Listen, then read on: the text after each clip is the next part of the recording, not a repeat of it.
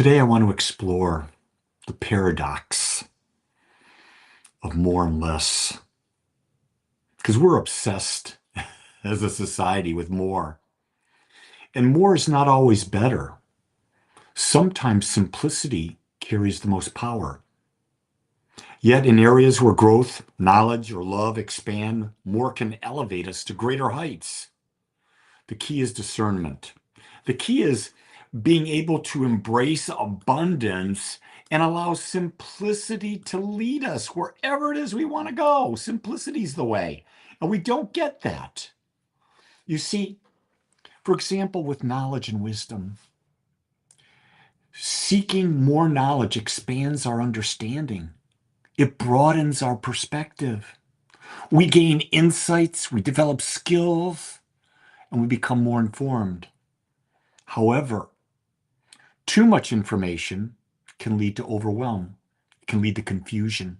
It can lead to clutter.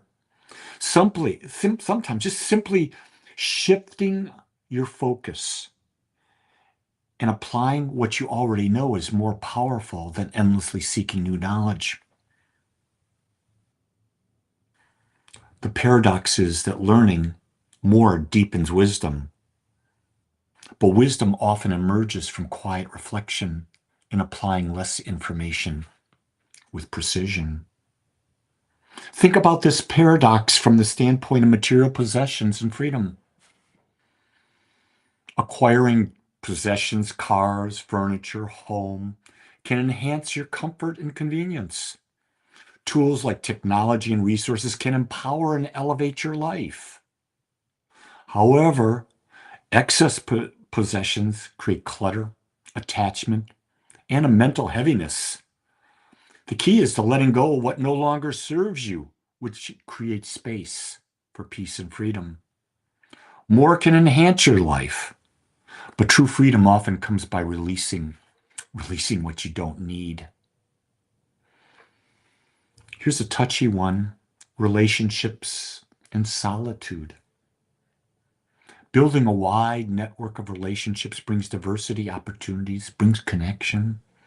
Each relationship offers new perspective and support. On the other side, too many surface level relationships can dilute meaningful connections. Solitude and fewer deeper relationships nurture authenticity and allow space for what's really important: self-discovery. More connections, they provide opportunity, but fewer genuine relationships foster deeper meaning. The key here in each of these examples is, how do you find balance? That's the key. How do you find balance? Because if you don't find balance, your life is messed up. There's no other way to say that. You're going to be struggling.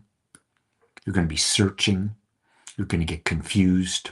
You're going to be overwhelmed, especially with everything going on today. There's more wisdom and knowledge than out there for you to explore. But the fact of the matter is, sometimes just going inside, man, everything you need is there, because you're tapping into an infinite power and infinite wisdom.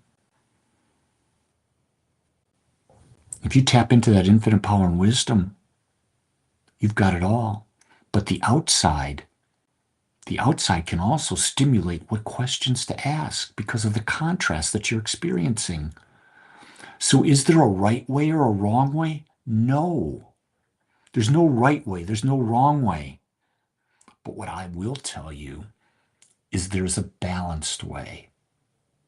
And what's balanced for Lee may not be balanced for you, because we're on different paths, and you've got to find out what is the balance that serves you, that gives you the right balance of material and less, the right balance of wisdom and simplicity, the right balance of being fully engaged in friendships and balance with tons of connections. That's my job, is to do that for me. I love having a lot of connections, and I do, but I have few, intimate relationships that are really meaningful, and I balance them. Here's the one thing too. I always balance time for Lee. Time for Lee to connect with that higher power, that higher wisdom within him, either through meditation or through mindfulness practices. Dedicate time to you, dedicate time to others. It's your day. Time to find some balance. Much love.